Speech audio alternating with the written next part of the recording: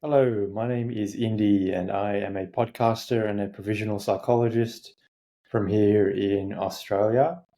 I've been working with Muslima now for the last 6 months, and she's really helped my podcast go to the next level in terms of views, average duration and watch time, subscriber number. She's done some really cool work with the SEO side of things to help my videos get more traction on YouTube, but also done a really amazing job with the Google Ads and getting more exposure to my podcast that I otherwise wouldn't have without Muslima's help.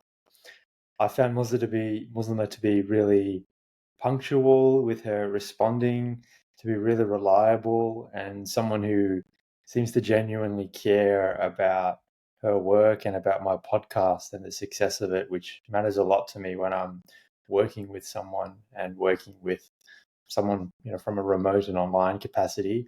To have that trust and that working relationship is really important to me. And that's what I felt and had with Muslima since the start.